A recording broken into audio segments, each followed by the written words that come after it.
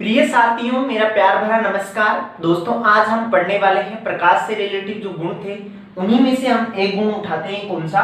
पूर्णांतरिक परावर्तन। जैसे कि प्रकाश के गुण तो बहुत से होते हैं, जैसे रेखिक संचरण हो गया, परावर्तन हो गया, अपवर्तन होता है, पूर्णांतरिक परावर्तन और वर्ण विक्षेपण। लेकिन रेखिक संचरण, परावर्तन और जो अपवर्तन है, इससे पहले हमने फर्स्ट वीडियो में बातें कर चुके हैं। यदि अभी तक प्रकाश के इन गुणों को आपने नहीं पढ़ा है तो प्लेलिस्ट में जाके इन सभी वीडियोस को 1 बाय 1 देखिएगा, जिससे कि आपको आगे की बातें हैं वो समझ में आ सके। दोस्तों, आज हम आपको पढ़ाने वाले हैं पूर्णांतरिक परावर्तन और इससे जुड़े हुए कुछ क्वेश्चंस हैं। उन क्वेश्चनों को भी मैं वीडियो के एंड में करवाने वाला हूं, तो आप वीडियो के एंड तक बने रहिएगा, जिससे कि आपको पता चले कि पूर्णांतरिक जो परावर्तन है इससे क्वेश्चंस किस प्रकार से बनता है, एग्जाम में किस प्रकार से आता है। तो चलो दोस्तों, वीडियो को स्टार्ट करते हैं। वीडियो को स्टार्ट करने से पहले मैं पीछे की बातों को आपको कुछ रिवाइज कराता हूं। जैसे कि प्रकाश का रेखिक संचरण क्या है, कि प्रकाश एक हमेशा सीधी रेखा में ही गमन करता है और प्रकाश के सीधी रेखा में गमन करने का जो गुण होता है उसे कहते हैं रेखिक संचरण। नेक्स्ट, प्रकाश का परावर्तन क्या होता है? प्रकाश की किरण जब आती है और आने के पश्चात जब वो किसी अपारदर्शी सतह से टकराती है तो टकराने के पश्चात वो वापस उसी माध्यम में लौट जाती है। इसे प्रकाश का क्या कहते हैं? परावर्तन। और परावर्तन दो प्रकार का होता है, एक तो होता है जो चिकनी सतह पे होने वाला परावर्तन और एक होता है खुरदरी सतह पे होने वाला परावर्तन। नेक्स्ट, अपवर्तन। जब प्रकाश की किरण किसी एक माध्यम से दूसरे माध्यम में प्रवेश करती है तो वह अपने मूल पथ से विचलित हो जाती है, इसे कहते हैं प्रकाश का अपवर्तन। नेक्स्ट समझते हैं किसको? पूर्णांतरिक परावर्तन को, कि पूर्णांतरिक परावर्तन क्या होता है। एक तो जो पूर्ण है, देखो आपके पास यहाँ लिखा हुआ है पूर्ण, यानी कि पूरा का पूरा। तो पूर्णांतरिक परावर्तन लिखा हुआ है, इस पूर्णांतरिक परावर्तन को हम कह सकते हैं क्या? 100% परावर्तन। क्या कह सकते हैं इसको? 100%, यानी कि पूरा का पूरा परावर्तन होना क्या कहलाता है? पूर्णांतरिक परावर्तन कहलाता है। चलिए नेक्स्ट हम इसकी परिभाषा से स्टार्ट करते हैं कि पूर्णांतरिक जो परावर्तन होता है इसकी परिभाषा क्या होती है। जैसे कि हमने बाकी प्रकाश के जो गुण थे उनकी यदि परिभाषा आपने पढ़ी होगी तो उसी प्रकार से जो चौथे नंबर का प्रकाश का गुण आता है, कौन सा? प्रकाश का पूर्णांतरिक परावर्तन। इसी की उन्हीं के अनुसार परिभाषा बनती है पूर्णांतरिक परावर्तन। अब पूर्णांतरिक परावर्तन की परिभाषा क्या होती है कि जब प्रकाश की किरण सघन माध्यम से विरल माध्यम में, यहां से नोट करना है हमारे को कहां से कहां जाती है प्रकाश की किरण सघन। मैंने पीछे वाले वीडियो में आपको बता रखा है कि सघन क्या होता है, विरल क्या होता है, किसी भी वस्तु का अपवर्तनांक क्या होता है। तो यहां हमने क्या सीखा? जब प्रकाश की किरण सघन माध्यम से विरल माध्यम में प्रवेश करती है, विरल माध्यम में प्रवेश करती है तो वह अविलंब से दूर हटती है, अविलंब से दूर हटती है और यदि आपतन कोण का मान, अभी मैं आपको आगे बताने वाला हूं कि आपतन कोण क्या होता है, और आपतन कोण का मान क्रांति कोण से ज्यादा होने पर, क्रांतिक कोण से ज्यादा होने पर प्रकाश की किरण वापस सघन माध्यम में ही लौट जाती है, वापस सघन माध्यम में ही लौट जाती है। इसे प्रकाश का पूर्णांतरिक परावर्तन कहा जाता है। इसे क्या कहा जाता है? पूर्णांतरिक परावर्तन। पूर्णांतरिक परावर्तन कहा जाता है। अब जैसे कि हमने पीछे वाले वीडियो में ऐसे पढ़ा था कि सघन क्या होता है, विरल क्या होता है। ये सघन और विरल का हमें तभी पता चलता है जब किसी माध्यम का हमें अपवर्तनांक पता हो। जैसे कि मैंने आपको सिखाया था कि हवा, पानी, हीरा, इनका तो आपको मेजर, इनका तो कम से कम पता रखना है कि हवा का अपवर्तनांक होता है 1.003 और पानी का होता है 1.33 और हीरे का अपवर्तनांक होता है 2.42 होता है। अब मैं आपको ऐसे कहूं इन तीनों में से कि सबसे ज्यादा सघन कौन सा है, तो आपको वो बताना है। सघन का मतलब समझना है हमें कठिन, कि जिस माध्यम का अपवर्तनांक सबसे ज्यादा होता है वो उतना ही सघन होता है। तो यहाँ जो हमारे पास तीन माध्यम है, उन तीन माध्यमों से सबसे सघन कौन सा है? हीरा। जबकि मैं अब आपको ऐसे पूछूं कि विरल क्या होता है? विरल होता है कि जिसका अपवर्तनांक जितना कम होता है वो उतना ही विरल होता है, मतलब सरल होता है, सरल माध्यम कह सकते हैं उसको। तो हवा यहाँ क्या है? सरल है। विरल माध्यम है हमारे पास, सघन माध्यम कौन सा हो गया? हीरा। तो हमारे को पूर्ण आंतरिक परावर्तन में क्या दिया हुआ है कि जब प्रकाश की किरण कहां से कहां प्रवेश करे, सघन माध्यम से विरल माध्यम में प्रवेश करती है तो अभिलंब से क्या होती है? दूर हटती है। ऐसा हमने अपवर्तन में भी पढ़ा था कि जब प्रकाश की किरण सघन से विरल में प्रवेश करती है तो अभिलंब से क्या हटती है? दूर। जबकि विरल से यदि सघन में प्रवेश करती है तो अभिलंब के क्या आती है? पास आती है। तो अभिलंब से क्या हटती है? दूर हो जाती है। और यदि ऐसा कहीं होता है तो आपतन कोण का मान क्रांतिक कोण से ज्यादा होने पर प्रकाश की किरण वापस सघन माध्यम में ही लौट जाती है। इसे कहा जाता है प्रकाश का पूर्ण आंतरिक परावर्तन। अब सर हमारे को यहाँ आपने ऐसे कैसे बताया कि यहाँ आपतन कोण है, ये क्रांतिक कोण है? देखो तीन अलग अलग सिचुएशन होती है, उन तीनों सिचुएशनों को आप समझिए कि एक हमारे पास नीचे क्या है? पानी है, ये क्या है? अभिलंब है। एक हमारे पास कंडीशन ऐसी है, जब मेरे पास यहाँ कोई वस्तु है जिससे मैं प्रकाश की किरण भेजूंगा तो जानी चाहिए। अब ये कौन सा हो गया? हवा है ऊपर और नीचे क्या है? पानी। तो यहाँ सघन कौन सा हो गया? सघन हो गया पानी वाला। ये पानी वाला क्या है? सघन। और हवा क्या है? विरल है। और जब प्रकाश की किरण सघन से विरल में जाती है तो वो क्या? विलंब से दूर हटती है। जानी तो चाहिए थी ऐसे सीधी और वो निकल जाती है ऐसे। इस घटना को तो हमने क्या कहा था? अपवर्तन। नेक्स्ट इसी को हम इस प्रकार से पढ़ते हैं कि ये हमारी सतह, ये हमारा नॉर्मल हो गया, अभिलंब को ही नॉर्मल कहा जाता है। और नीचे क्या है? पानी है। ऊपर क्या है? हवा है। और नीचे पानी। पानी है, पानी क्या हो गया? सघन हो गया। हवा क्या हो गई? विरल हो गई। अब जो हमने यहां से कोई ना कोई कोण बन रहा था जो इससे प्रकाश की किरण को भेज रहे थे, इस कोण को कहते हैं आपतित कोण। आपतित किरण अभिलंब के साथ जो कोण बनाती है उसे कहते हैं आपतन कोण। इस आपतन कोण को मैं थोड़ा सा बढ़ा देता हूं कि जैसे कि मैं अब आपतन कोण को बढ़ा देता हूं कुछ इस प्रकार से, ऐसे बढ़ा देता हूं, पहले से ज्यादा बढ़ा देता हूं। तो ये जो अपवर्तित होने वाली जो प्रकाश की किरण होती है उस सतह की ऐसे लंबवत चली जाती है, ऐसे सतह की समानांतर निकल जाती है ऐसे। इस कोण को कहते हैं, इस सिचुएशन में जो कोण बनता है इस कोण को कहते हैं क्या? क्रांतिक कोण। क्या कहते हैं? कोण। अब जैसे यहाँ कोण कम था तो ये प्रकाश की किरण अपवर्तन की घटना के दौरान बाहर निकल रही थी और अभिलंब से क्या हट रही थी? दूर हट रही थी। नेक्स्ट इस कोण को यदि मैंने थोड़ा सा, आपतन जो कोण था इस आपतन कोण को मैंने थोड़ा सा बढ़ाया तो ये प्रकाश की किरण क्या हो गई? सतह के समानांतर ही निकल गई। नेक्स्ट इसी प्रोसेस को हम यहां से और पढ़ते हैं। ये हमारा अभिलंब हो गया, ये हमारा पानी हो गया और ये क्या हो गई? हवा। ये पानी हो गया। अब ये जो क्रांतिक कोण था इस क्रांतिक कोण को भी मैं थोड़ा सा और बढ़ाया तो मेरे पास प्रकाश की किरण ऐसे आई। ये है हमारे पास प्रकाश की किरण, ये वाली आपको दिखाई दे रही होगी यहाँ से। ये प्रकाश की किरण हो गई। मैंने यहाँ से कम कोण बनाया तो प्रकाश की किरण बाहर निकल गई, इसको थोड़ा सा बढ़ाया, सतह के समानांतर निकल गई। नेक्स्ट इस कोण को और मैंने थोड़ा सा बढ़ाया तो ये प्रकाश की किरण थी जो वापस ही उसी माध्यम में लौट जाती है और इसी घटना को कहते हैं प्रकाश का पूर्ण आंतरिक परावर्तन। यहाँ कोई ना कोई कोण बन रहा था θ1 और यहाँ कोई ना कोई कोण बन रहा है उसे कहते हैं θ2।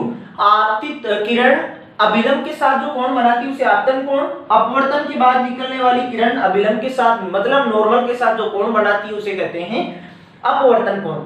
तो अपवर्तन कोण यहाँ कम था, इसे थोड़ा बढ़ाया, सतह के समानांतर निकल गई, इसे थोड़ा और बढ़ाया तो ये वापस उसी माध्यम में निकल गई और इसी घटना को कहते हैं प्रकाश का पूर्णांतरिक परावर्तन। अब उम्मीद करता हूं आप समझ पाए होंगे कि प्रकाश का आपतन कोण और ये जो क्रांतिक कोण है, क्रांतिक कोण पूर्ण आंतरिक परावर्तन में किस प्रकार से रिलेशन रखता है। तीनों ही जो सिचुएशन है मेरे पास, आपके पास जो बोर्ड पे बनी हुई है, इन तीनों के अनुसार ही आप समझ पाए होंगे। तो आप अच्छे से अपनी नोटबुक में नोट कीजिए। चलिए अब नेक्स्ट देखते हैं कि प्रकाश के पूर्ण आंतरिक परावर्तन के लिए क्या क्या हमारे पास आवश्यक कारक होते हैं। कि तभी प्रकाश का पूर्ण आंतरिक परावर्तन होता है जब हमारे पास वो दोनों ही केस लागू होने चाहिए। तो कौन कौन से केस मैं आगे उनको बताता हूं। कि जैसे आपको यदि परिभाषा पता है तो परिभाषा पता होने पर ही वो दोनों चीजें आपको पता है कि प्रकाश का पूर्ण आंतरिक परावर्तन तभी घटित होता है कि जब प्रकाश की किरण सघन से विरल में जाती हो। पहली चीज तो हमारे को ये पता रखनी है, यहां से फर्स्ट तो हमारे को यहां से क्या पता रखनी है कि प्रकाश का जो पूर्ण आंतरिक परावर्तन है, पूर्ण आंतरिक कब घटित होता है जब प्रकाश की किरण सघन से कहां, सघन से विरल में जानी चाहिए, तभी ही प्रकाश का पूर्ण आंतरिक परावर्तन होगा, अन्यथा प्रकाश का पूर्ण आंतरिक परावर्तन कभी घटित नहीं होगा। आपको बहुत बार एग्जाम में ऐसे उदाहरण देके पूछा जाता है कि निम्न में से कौन सी घटना में प्रकाश का पूर्ण आंतरिक परावर्तन हो सकता है, तब वहां आपको नोट करना है कि कौन सा माध्यम सघन है, कौन सा विरल है। तो यदि प्रकाश की किरण सघन से विरल में जाती है तभी प्रकाश का पूर्ण आंतरिक परावर्तन होता है, अन्यथा प्रकाश का पूर्ण आंतरिक परावर्तन कभी नहीं होता है। यदि विरल से सघन में जाती है तो वहां पूर्ण आंतरिक परावर्तन कभी नहीं होता है। तो पहली चीज तो आपको ये पता रखनी है। नेक्स्ट दूसरा पॉइंट आपको पता रखना है क्या, कि प्रकाश का जो पूर्ण आंतरिक परावर्तन होता है, इस पूर्ण आंतरिक परावर्तन में आपतन कोण क्रांति कोण से ज्यादा होना चाहिए। आपतन कोण क्या हो, क्रांति कोण से ज्यादा हो, क्रांति कोण से क्या हो, ज्यादा हो, तभी पूर्ण आंतरिक परावर्तन की घटना घटित होती है। जब हमारे पास ये दोनों केस किसी ना किसी माध्यम पे लागू हो रहे हो, कि प्रकाश की किरण सघन से विरल में जा रही हो तभी पूर्ण आंतरिक परावर्तन का होगा, और नेक्स्ट आपतन कोण का मान क्रांति कोण से ज्यादा होना हो।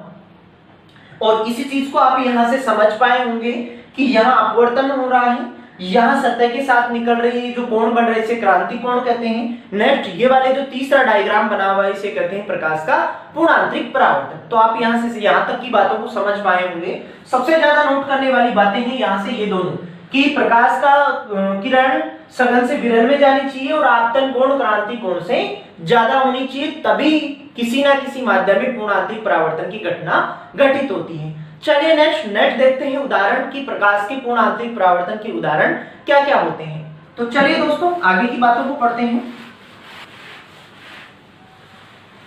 अब पढ़ते हैं इसके एग्जाम्पल की प्रकाश के पूर्ण आंतरिक परावर्तन के उदाहरण क्या क्या होते हैं।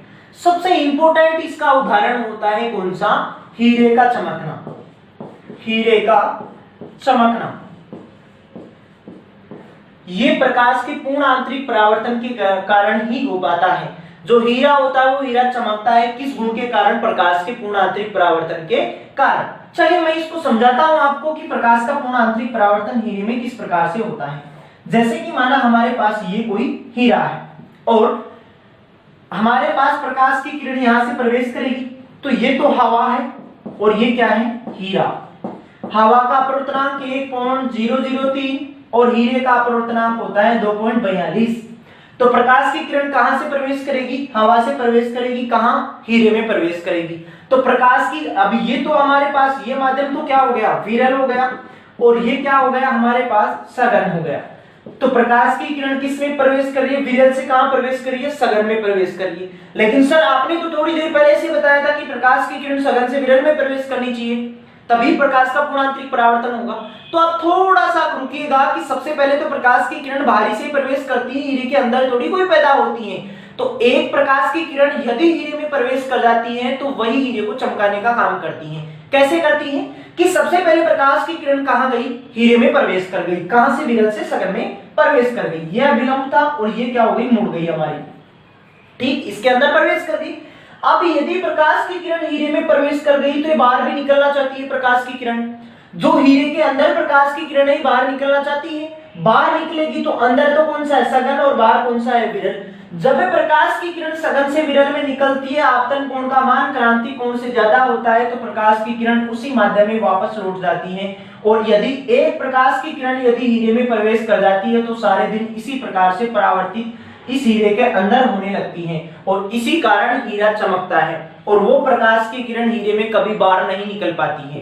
तो अब आप समझ पाए होंगे कि इसके अंदर प्रवेश करने के बाद जो निकलती है वो कहां से निकलती है, सघन से विरल में निकलती है, इसी कारण हीरा चमकता है। तो आप समझ पाए होंगे। नेक्स्ट दूसरा उदाहरण उठाते हैं, और जो पूर्ण आंतरिक परावर्तन के जो उदाहरण होते हैं उन उदाहरणों में से मैं शुरू के जो 3 उदाहरण बताने वाला हूं, 1, 2 और 3, ये तीनों उदाहरण सबसे ज्यादा आपको एग्जाम में पूछे जाते हैं। रेलवे की तो ऐसी कोई भी एग्जाम नहीं बची होगी जहां इन तीनों उदाहरणों की चर्चा नहीं की हुई है।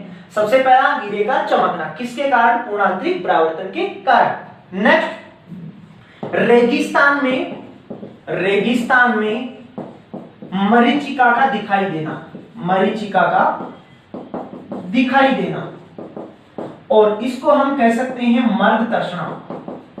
क्या कहते हैं इसको, मर्गतर्षणा। अब सर ये क्या है, ये उदाहरण क्या है कि रेगिस्तान में जब गर्मियों के दिनों में जो हिरण होता है, इस हिरण को पानी का आभास होता है बहुत दूरी पर, जो रेत होती है वो रेत चमकती है और चमकने पर इस हिरण को क्या होता है, आभास होता है कि वहां पानी रखा हुआ है, तो वो पानी के लिए दौड़ता है और वहां नजदीक जाने पर उस हिरण को पता चलता है कि वहां पानी नहीं है। इसी घटना को कहते हैं रेगिस्तान में मरीचिका का दिखाई देना या मर्गतर्षणा का दिखाई देना। किसका उदाहरण होता है, पूर्ण आंतरिक परावर्तन का ही उदाहरण होता है। चलिए नेक्स्ट होता है प्रकाशिक तंतु का चमकना। प्रकाशिक तंतु का चमकना। प्रकाशिक तंतु एक नली होती है जो प्रकाश का क्या करती है, कौन सा गुण फॉलो करती है, पूर्णांतरिक परावर्तन। यदि प्रकाशिक तंतु में एक प्रकाश की किरण प्रवेश कर जाए तो सारे दिन भर चमकता है। नेक्स्ट, और इस प्रकाशिक तंतु का उपयोग करते हैं, जैसे कि हमारे पास कोई नली है, ऐसे कोई नली है और यदि इस प्रकाशिक तंतु में हमने एक प्रकाश की किरण प्रवेश करवा दी तो ये इसी में परावर्तित होकर एक स्थान से दूसरे स्थान तक बगैर किसी ऊर्जा की हानि के बाहर निकल जाती है और इस कारण इस प्रकाशिक तंतु का उपयोग किया जाता है संचार में। कहां करते हैं, संचार में। तो प्रकाशिक तंतु का चमकना किसका उदाहरण होता है, प्रकाश के पूर्ण आंतरिक परावर्तन का ही उदाहरण होता है। चलिए नेक्स्ट, फोर्थ उदाहरण, कांच में पड़ी हुई दरार का दिखाई देना। कांच में पड़ी हुई दरार का दिखाई देना। ये एसएससी में क्वेश्चन पूछा गया है कि जब कांच में दरार पड़ जाती है तो किस प्रकाश के किस गुण के कारण हमें दिखाई पड़ती है, तो दिखाई पड़ती है क्या, पूर्णांतरिक परावर्तन के कारण। कांच में पड़ी हुई दरार का दिखाई देना, दिखाई देना। तो आप यहां से समझ पाए होंगे सभी प्रकार का जो आपके पास अपवर्तन से जुड़ी हुई जो सभी प्रकार की जो चीजें हैं उनको आप वन बाय वन समझ पाए होंगे। यदि वीडियो में आप अब तक बने होंगे तो उम्मीद करता हूं आपको सभी चीजें सही तरीके से समझ में आई होंगी। और इन्हीं से रिलेटेड अपवर्तन, परावर्तन, ऐसी चीजों को यदि आपने अभी तक नहीं पढ़ा है तो प्लेलिस्ट में जाके पहले आप उसको प्लेलिस्ट को चेक करें, वहां आपको वीडियो प्रोवाइड करवा रखे हैं। अपवर्तन, परावर्तन हो गया, रेखिक संचरण हो गया, प्रकाश का परिचय हो गया, तो उनसे जुड़ी हुई सभी बातों को आप वहां से कलेक्ट कीजिएगा। अब नेक्स्ट हम क्वेश्चन पेपर की ओर चलते हैं कि प्रकाश का जो पूर्ण आंतरिक परावर्तन होता है, इस परावर्तन से जुड़े हुए किस प्रकार के क्वेश्चन हमें एग्जाम में पूछे जाते हैं। जो मैं आपको आगे क्वेश्चन करवाने वाला हूं सभी क्वेश्चन एग्जाम में पूछे हुए हैं, तो सभी क्वेश्चन यदि आपने थ्योरी सेक्शन को पूरा देखा है तो सभी क्वेश्चन आप स्वयं भी कर पाओगे। चलिए तो एक नंबर के क्वेश्चन की ओर चलते हैं। चलिए तो एक नंबर का क्वेश्चन, जैसा कि आप स्क्रीन से देख पा रहे होंगे, हीरे का निरपेक्ष अपवर्तनांक है और ये रेलवे की विभिन्न कैटेगरी के एग्जाम में पूछा गया है, जैसे मेट्रो में आया हुआ है क्वेश्चन, ग्रुप डी में भी आया हुआ है। तो हीरे का निरपेक्ष अपवर्तनांक मैंने आपको थ्योरी सेक्शन में बताया था कि हीरे का निरपेक्ष अपवर्तनांक होता है कितना, 2.42। जबकि हवा का यदि पूछे तो हवा का अपवर्तनांक होता है 1.003। यदि पानी का आपको कहीं अपवर्तनांक पूछे तो पानी का अपवर्तनांक होता है 1.33। नेक्स्ट यदि आपको कांच का पूछे तो कांच का होता है लगभग 1.52। यहाँ क्राउन कांच, फिलेट कांच, ऐसे प्रकार के कांच होते हैं, तो लगभग आप कांच का बता सकते हो 1.52।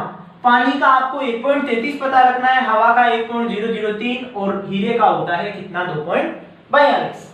तो आप यहां से उत्तर भी बता पाए होंगे 2.42। तो एक नंबर का जो क्वेश्चन है इसका डी सही आंसर होता। चलिए नेक्स्ट 2 नंबर के क्वेश्चन की ओर बढ़ते हैं। जैसा कि आपको 2 नंबर का क्वेश्चन स्क्रीन से दिखाई दे रहा है और क्वेश्चंस में हमें पूछा हुआ है क्या कि हीरा चमकदार दिखाई देता है। अभी हमने इससे कुछ ही क्षण पहले हमने इसके बारे में पढ़ा था कि हीरा चमकता हुआ प्रतीत होता है प्रकाश के किस गुण के कारण, प्रकाश के पूर्ण आंतरिक परावर्तन के कारण। किस गुण के कारण दिखाई देता है हीरा चमकता हुआ, प्रकाश के पूर्ण आंतरिक परावर्तन के कारण। प्रकाश के पूर्ण आंतरिक परावर्तन के कारण दिखाई देता है। और ये जो प्रकाश का पूर्ण आंतरिक परावर्तन, इस प्रकाश के पूर्ण आंतरिक परावर्तन को हम कह सकते हैं क्या, 100% परावर्तन। तो यहां से सही उत्तर होता कौन सा, डी होता। डी ऑप्शन में लिखा हुआ है सामूहिक आंतरिक परावर्तन के कारण, तो सही उत्तर होता कौन सा, डी। चलिए नेक्स्ट 3rd नंबर के क्वेश्चन की ओर चलते हैं। पूर्ण आंतरिक परावर्तन की स्थिति में प्रकाश का परावर्तन होता है। तो मैंने इसके नाम से ही आपको पता करवाया है कि प्रकाश का जो पूर्ण आंतरिक परावर्तन होता है इसे हम 100% परावर्तन या 100% परावर्तन कह सकते हैं, क्योंकि इस घटना में प्रकाश का पूरा परावर्तन होता है बगैर किसी नुकसान के। तो तीसरे नंबर का क्वेश्चन है, इस तीसरे नंबर के क्वेश्चन में बताना था क्या, पूर्ण आंतरिक परावर्तन की स्थिति में प्रकाश का परावर्तन होता है कैसा? 100% परावर्तन, और इसको कहते हैं क्या? 100% परावर्तन, 100%। और ये पटवार की एग्जाम में आया हुआ क्वेश्चन है, तो इस बात को थोड़ा आपको सही से नोट करना था कि पूर्ण आंतरिक परावर्तन की स्थिति में प्रकाश का परावर्तन होता है कैसा? 100% परावर्तन होता है। चलिए नेक्स्ट 4th नंबर के क्वेश्चन की ओर बढ़ते हैं।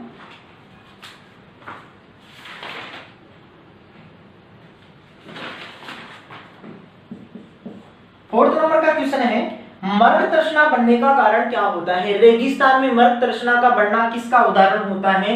वो उदाहरण होता है प्रकाश के 100% परावर्तन का।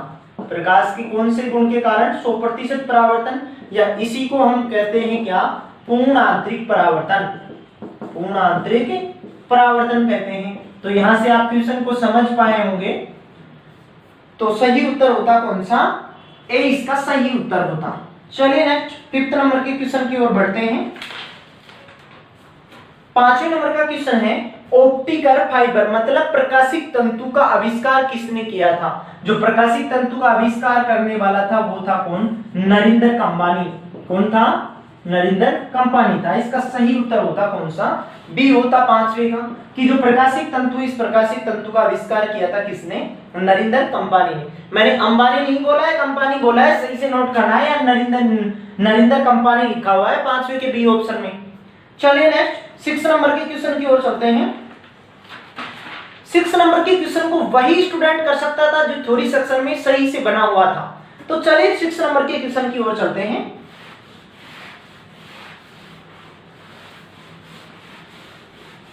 अब आपको पूर्ण आंतरिक परावर्तन की सभी बातें आना जरूरी था 6 नंबर के क्वेश्चन में। अब क्वेश्चन में पूछा हुआ क्या है कि पूर्ण आंतरिक परावर्तन होता है जब प्रकाश जाता है, कि ए ऑप्शन में लिखा है क्या? कि हीरे से किस में जाए? कांच में जाए। क्वेश्चंस में पूछा हुआ है कि कौन सी जो ऑप्शन है हमारे पास, कौन सा ऐसा ऑप्शन है जिसमें पूर्ण आंतरिक परावर्तन हो सकता है? ए ऑप्शन में क्या लिखा है? हीरे से कांच। फिर बी ऑप्शन में लिखा है जल से कांच। नेक्स्ट सी जो ऑप्शन है, सी ऑप्शन में लिखा हुआ है क्या? वायु से जल। वायु से क्या लिखा हुआ है? जल लिखा हुआ है। नेक्स्ट डी ऑप्शन है क्या? वायु से कांच। वायु से कांच लिखा हुआ है। अब हमें पूर्ण आंतरिक परिवर्तन की परिभाषा क्या जानी थी कि प्रकाश की किरण कहां से कहां जानी चाहिए? सघन से विरल में जानी चाहिए थी। हमारे को यदि ऐसा पता था कि प्रकाश का पूर्ण आंतरिक परावर्तन जब होता है जब प्रकाश की किरण सघन से किस में जाए? विरल में जाए। सघन से कहां जाए? विरल में जाए। तो यहां से हम सघन पहले पता करते, फिर विरल पता करते कि सघन क्या होता है, विरल क्या होता है। जिसका अपवर्तनांक ज्यादा वो सघन, जिसका अपवर्तनांक कम वो क्या? विरल। हीरा कितना? 2.42 और कांच कितना? 1 लगभग 1.52 के आसपास। तो इसका सही उत्तर होता ए ही, क्योंकि हीरा क्या है यहाँ सघन और कांच क्या है यहाँ विरल। और प्रकाश की किरण हीरे से किस में जा रही है? कांच की तरफ जा रही है, तो यहाँ पूर्ण आंतरिक परावर्तन होने की संभावना रहती है। जबकि जल से कांच, यहाँ तो ये तो जल तो क्या हो गया? विरल, और ये क्या हो गया? सघन। तो प्रकाश की किरण विरल से सघन में जाती है, तब प्रकाश का पूर्ण आंतरिक परावर्तन कभी नहीं होता है। नेक्स्ट वायु से जल, वायु का अपवर्तनांक 1.003 और जल का होता है 1.33। ये क्या हो गया? विरल हो गया जल, और सॉरी वायु क्या हो गई? विरल, और जल क्या हो गया? सघन हो गया। तो विरल से कहां जा रही है? सघन, तब भी प्रकाश का पूर्ण आंतरिक नहीं होगा। वायु से कांच, तो वायु का अपवर्तनांक 1.003 और कांच का 1.52 लगभग। तो यहाँ कैसे जा रही है? विरल से किस में जा रही है? सघन में जा रही है। तो विरल से सघन में जाती है तब प्रकाश का पूर्ण आंतरिक परावर्तन नहीं होता है। प्रकाश का पूर्ण आंतरिक परावर्तन तब होता है जब प्रकाश की किरण सघन से कहां जाए? विरल में। जो ऐसे इसके किस ऑप्शन में लिखा हुआ है?